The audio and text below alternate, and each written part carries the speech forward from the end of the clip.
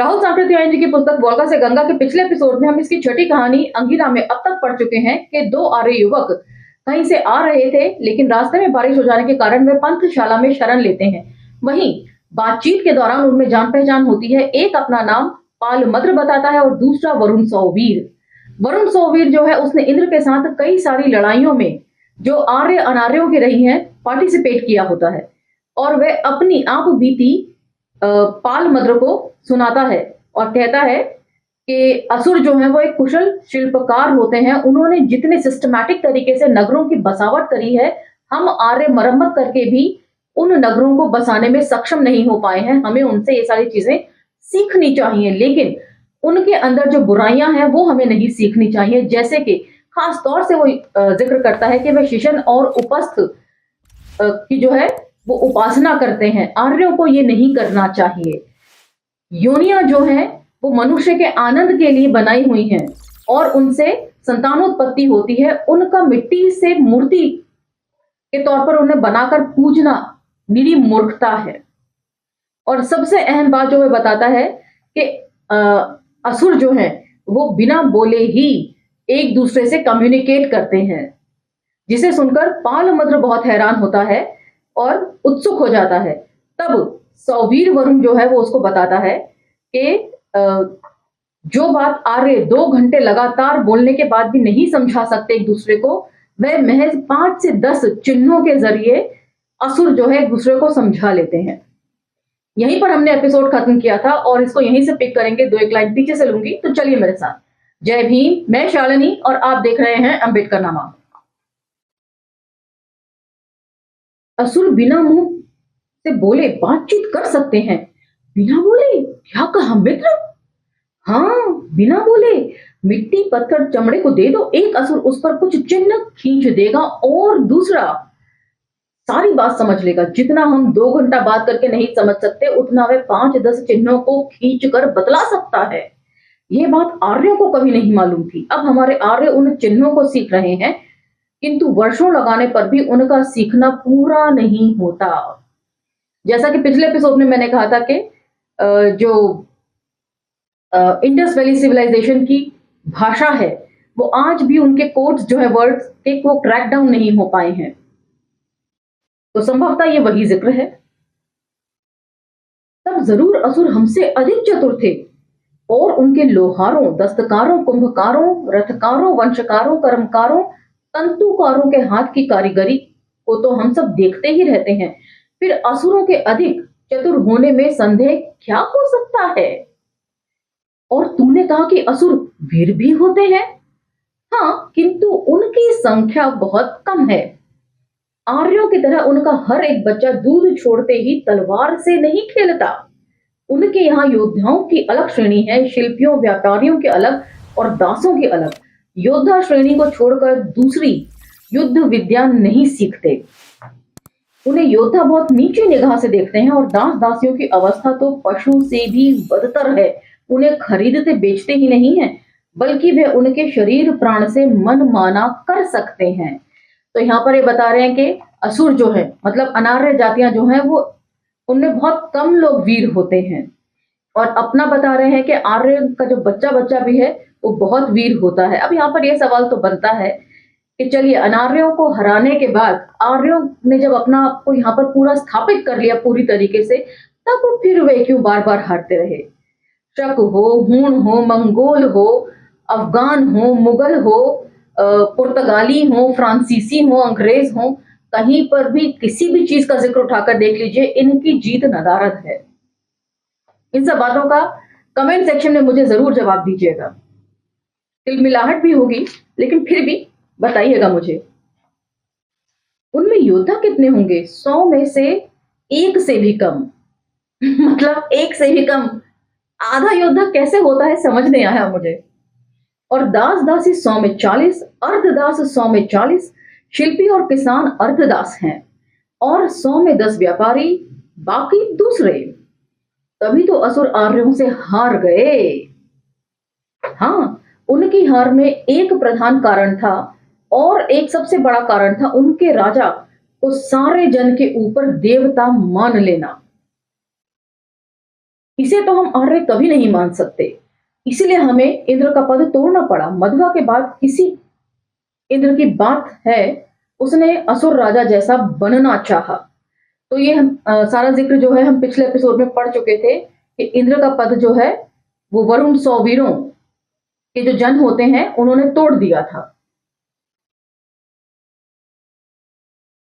असुर राजा जैसा आर्य जन के साथ मनमानी करना, हाँ, और वही एक नहीं उसके बाद दूसरे ने फिर इस बात में कुछ आर्य भी उनकी सहायता करते पकड़े गए। कुल परिवार के ख्याल से इसलिए सौवीर जन ने तय किया कि अब कोई इंद्र नहीं बनाया जाएगा। इंद्र अशनि विद इन ब्रैकेट बिजली हस्त देवता का नाम भी है, जिससे लोगों में भ्रम फैलने का डर है। अच्छा किया सौवीर जन ने मित्र, लेकिन इतने ही आर्यों के नाम लजाने वाले पैदा हो गए हैं जो असुरों की हर बात में प्रशंसा करते नहीं थकते। तो मतलब उस समय भी आर्यों में कैटेगराइज होने लगा था कि असुरों की जो प्रशंसा करते हैं उनको सही नहीं माना जा रहा। उनकी कितनी ही प्रशंसनीय बातें हैं जिनकी मैं प्रशंसा करता हूं, उन्हें हमें लेना चाहिए। उनके हथियारों को हमने अपनाया। उनमें वृषभ रथों की देखा था कि हमारे मध्वा इंद्र ने अश्वरथ बनवाए। धनुर्धर के लिए घोड़े से भी अधिक सुविधा रथ में होता है। वहां वह जितनी चाहे उतनी तरकश रख सकता है। शत्रु के तीरों से बचने के लिए आवरण भी रख सकता है। उसके कवच शक्ति गदा आदि से हमने बहुत सा सीखा। तो यहाँ पर ज्यादातर जिन हथियारों रथों की बात हो रही है उसका जिक्र आप देखेंगे तो महाभारत की कथाओं में लगातार पढ़ने, सुनने और सीरियल में देखने को मिलता है। उनके नगरों में भी बहुत सी बातें ले रहे हैं। उनकी सागर यात्रा को भी हमें सीखना चाहिए, क्योंकि लौह विद इन ब्रैकेट तांबा, दूसरे धातु, रत्न और बहुत सी चीजें सागर पार से आती हैं। अभी भी ये सारा व्यापार असुर व्यापारियों के हाथ में है। यदि हम उनसे स्वतंत्र होना चाहते हैं तो सागर नौचालन सीखना होगा। किंतु असुरों की बहुत सी बातें हैं जिनको हमें घातक समझना चाहिए, जैसे शिशन पूजन मतलब लिंग की उपासना। लेकिन शिशन पूजन को कौन आर्य पसंद करेगा? मत कह मित्र, कितने ही आर्य कह रहे हैं कि असुरों की भांति हमें भी अपने पुरोहित बनाने चाहिए। हमारे यहाँ योद्धा, पुरोहित, व्यापारी, कृषक, शिल्पी का भेद नहीं। ये सब भारी काम इच्छानुसार कर सकते हैं, किंतु असुरों में अलग अलग श्रेणियां बना रखी हैं।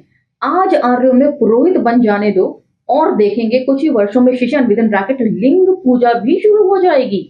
असुर पुरोहित बहुत मक्कार होते हैं। लाभ लोभ के लिए आर्य पुरोहित भी वही करने लगेंगे।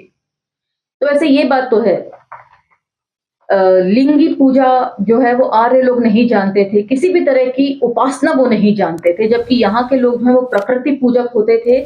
और लिंग की उपासना भी संभवतः वे इसलिए करते थे क्योंकि इससे ये प्राकृतिक रूप से जो है वंश वृद्धि को बढ़ाता है।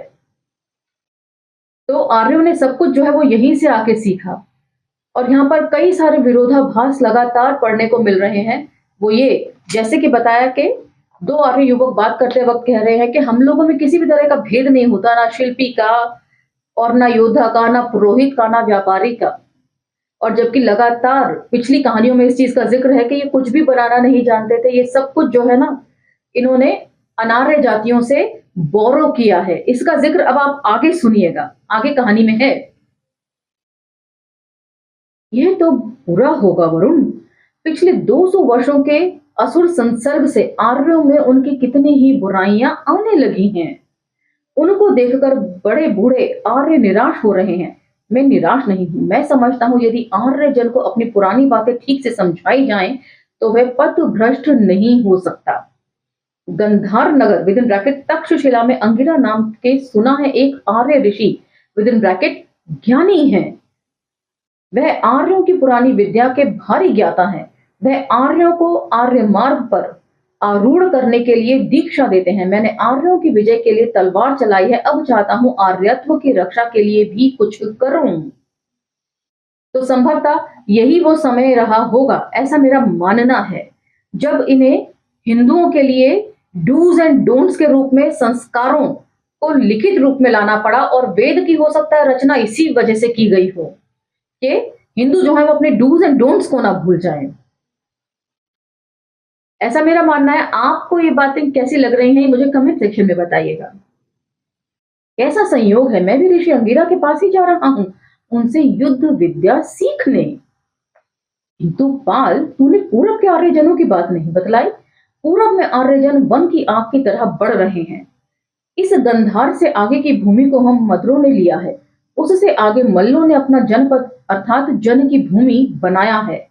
इसी तरह कुरु, पंचाल आदि जनों से भी बड़े बड़े प्रदेश अपने हाथों में लिए गए हैं। तो अगेन यहाँ पर जितना भी जिक्र है वो कुरु, पंचाल, ये सारा का सारा जिक्र जो है आप महाभारत में जान सकते हैं। कौरवों को कुरु कहा जाता था और पंचाल यानी कि पंचाल नरेश की बेटी थी द्रौपदी, जिसे पांचाली भी कहा जाता था। इसलिए मैंने कहा कि वोल्गा से गंगा में जो है वो महाभारत की कथाएं गुथी हुई सी मालूम पड़ती हैं। तो वहां बहुत भारी संख्या में आर्य होंगे, बहुत भारी संख्या में नहीं, जितना ही आगे बढ़ते जाएं उतनी ही असुरों और दूसरों की संख्या अधिक मिलती है। दूसरे कौन मित्र? असुर मंगुर के चमड़े या तांबे जैसे वर्ण के होते हैं। पूरब में एक और तरह के लोग रहते हैं जिन्हें कोल कहते हैं। बिल्कुल कोयले जैसे काले होते हैं। ये कोल गांव में भी रहते हैं और जंगल में मृगों की तरह भी। जंगली कोलों के कितने ही हथियार पत्थर के होते हैं। तो मतलब जहां तक सभ्यताओं का विकास नहीं पहुंच सका है, और आज भी ऐसे बहुत से इलाके हैं जहां पर भारत में ही जहां सभ्यताओं का विकास नहीं पहुंच सका है, और लोग जो हैं अभी भी बहुत आदिम तरह का जीवन वहां बिता रहे हैं जंगलों में। तो आर्यजनों को अनार्यों के साथ बहुत लड़ना पड़ता होगा। डटकर लड़ाई अब बहुत कम करनी होती है। आर्यों के अश्वों को देखते ही अनार्य भाग खड़े होते हैं, किंतु ये रात को हमारी बस्तियों पर छापा मारते हैं, जिसके लिए हमें अक्सर उनके साथ बहुत क्रूर बनना पड़ता है। इससे असुरों विद इन ब्रैकेट शबरों कोलों के गांव खाली हो गए हैं, वे पूरब की ओर भागते जा रहे हैं। तो इस तरह का जिक्र जो है आपने रामायण की कथाओं में सुना होगा कि ऋषि जो है वो राम और लक्ष्मण को ले जाते थे और यही वो बताते थे कि असुर जो हैं या राक्षस जो हैं वो हमें यज्ञ नहीं करने देते और रात को बहुत भयानक युद्ध करते हैं हमारे साथ। आपको याद ही होगा, कमेंट सेक्शन में मुझे बताइएगा। तो तेरे यहाँ पाल असुरों के चाल व्यवहार के पकड़ने का डर नहीं है? मद्रजन में नहीं, और शायद यही बात मल्लों की भी है। आगे की नहीं कहता, हमारे यहाँ वस्तुतः अनार्य जंगलों में रह रहे हैं। दोनों मित्रों का वार्तालाप अंधेरा होने तक चलता रहा, और यदि अवस्थ रक्षिका ने आकर खान पान के बारे में न पूछा होता तो शायद अभी वे खत्म भी ना होती। अवस्थ ग्राम की ओर से बनाया गया था, जिसमें सभी यात्री, इसे कहने की आवश्यकता नहीं कि पीत केशों के ठहरने का प्रबंध था, और जिनके पास खाना नहीं होता था उन्हें अवस्थ की ओर से सत्तू और गौमांस सूप मिलता। सामान या बदले की चीज दे देने पर अवस्थ रक्षिका भोजन भी बना देती। सोम और सुरा के साथ वह अवस्थ बहुत प्रसिद्ध था। मतलब वहां दारू भी सर्व की जाती थी। सोम रस को विद इन ब्रैकेट में हर जगह राहुल सांकृत्यायन जी ने भांग लिखा है। वरुण और पाल ने आग में भुने गौमांस और सुरा से अपनी मित्रता को मजबूत किया। मतलब गौमांस और भांग घोटने वाले ये लोग थे। दूसरा इसका भाग दृश्य है। ऋषि अंगिरा सिंधु के पूर्व वाले गंधार जन के ऊंचे से ऊंचे अधिकारी जनपद तक रह चुके थे। यद्यपि पुष्कलावती विद इन ब्रैकेट 4 सद्दा से प्रथम पुष्ट के बाद असुर लोग हटने लगे थे, और जब दूसरी पीढ़ी में कुनार तट में आकर गंधार जन की एक शाखा ने पश्चिमी गंधार को पराजित कर लिया, तो मरने से बचे हुए असुर बड़ी तेजी से पश्चिम गंधार को खाली करने लगे। उससे 30 साल बाद ही सिंधु की पूरब की भूमि पर गंधार और मद्र जनों का हमला हुआ, और Vitasta with in bracket Jhelum और सिंधु के बीच की भूमि को गंधारों तथा विस्तता और Iravati with in bracket Ravi के बीच वालों को मद्रों ने आपस में बांट लिया, जो पीछे क्रमशः पूर्व गंधार और मद्र जनपद के नाम से प्रसिद्ध हुए। हिंदुत्व में हमने इन सब चीजों का जिक्र पढ़ा है, किस किस तरीके से इन लोगों ने जहां लड़ नहीं सके वहां साठगांठ करके आदिवासियों या दूसरे अनार्य जातियों से अपना मतलब साध लिया। आप हिंदुत्व का जब पाठन मैंने किया है उसे सुनेंगे तो ये सारी चीजें आपको क्लियर होती चली जाएंगी। इस आरंभिक देव विद इन ब्रैकेट आर्य असुर संग्राम में दोनों जातियों ने अमानुषिक क्रूरता दिखलाने में होड़ लगा रखी थी, जिसका परिणाम यह हुआ कि गंधार में बिल्कुल ही नहीं और मध्य में बहुत कम असुर बच रहे हैं।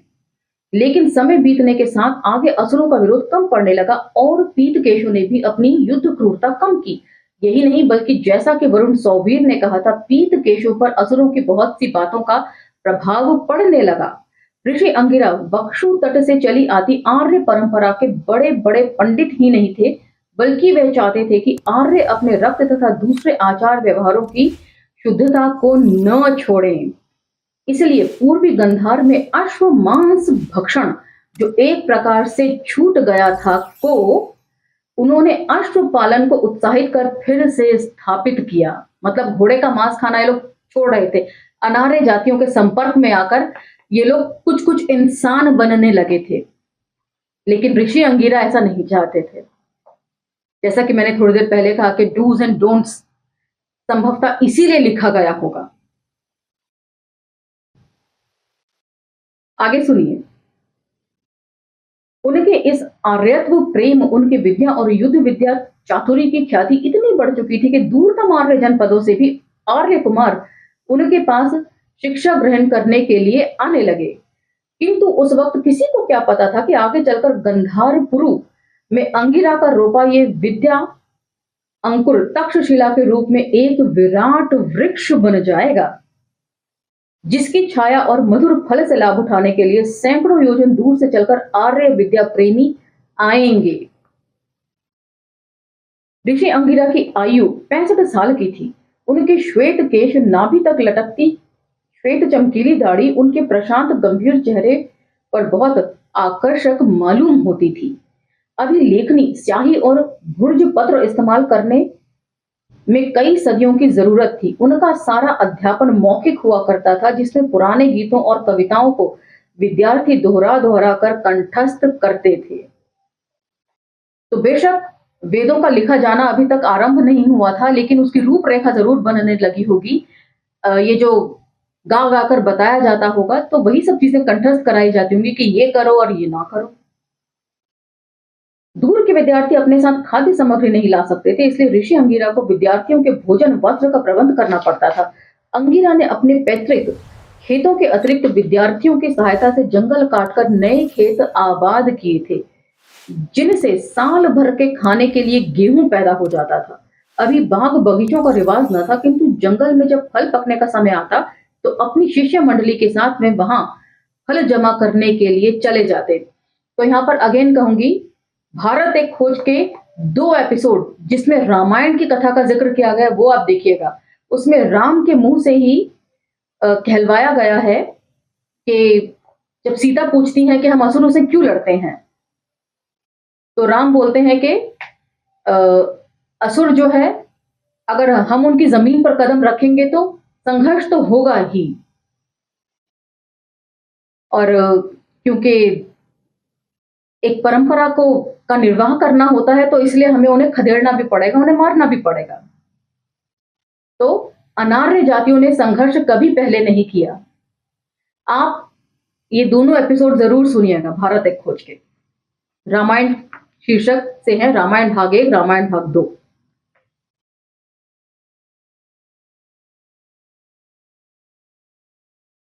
खेत जोतने, बोने, काटने, फूल फल काष्ठ जमा करने के समय ऋषि और उनके विद्यार्थी वक्षु और सुवास्तु के तटों पर बने गीतों को बड़े राग से गाया करते। सारे गंधार में सबसे अच्छा अश्वस्थ विद इन ब्रैकेट अश्व पालन स्थान ऋषि अंगिरा का था। दूर दूर तक अपने शिष्यों और परिचितों से ढूंढवाकर उन्होंने उच्च जाति के घोड़े घोड़ियों को जमा कर उनके वंश की वृद्धि करी थी। मतलब संकर जातियां जो है वो पैदा करी घोड़ों की। सैंधव विद इन ब्रैकेट सिंधु तटवर्ती घोड़ों का जो पीछे सर्वत्र भारी नाम हुआ, उसका प्रारंभ ऋषि अंगिरा के अश्वस्थ से ही हुआ था। उसके अतिरिक्त ऋषि अंगिरा के पास हजारों गायें और भेड़ें थी। उनके शिष्यों को विद्याध्ययन के लिए साथ साथ बराबर काम करना पड़ता था, जिसमें ऋषि भी समय समय पर हाथ बटाते थे। ये जरूरी भी थी, क्योंकि इस प्रकार शिष्यों को खाने पहनने की कोई तकलीफ नहीं होती थी। तो आज का ये एपिसोड हम यहीं विराम करते हैं। अगले एपिसोड में हम जानेंगे कि संकर नस्लों के बारे में इनका क्या विचार है। घोड़ों की संकर नस्ल इन्हें चल जाती है, लेकिन मनुष्यों की नहीं, क्यों? इन सब सवालों के जवाब जो है वो अगले एपिसोड में हम जानेंगे। यदि वीडियो आपको पसंद आती है तो उन्हें लाइक, शेयर, सब्सक्राइब करना ना भूलें। असहमतियों का भी स्वागत है। अब मुझे आज्ञा दीजिए, मिलते हैं अगले एपिसोड में। जय भीम, धन्यवाद।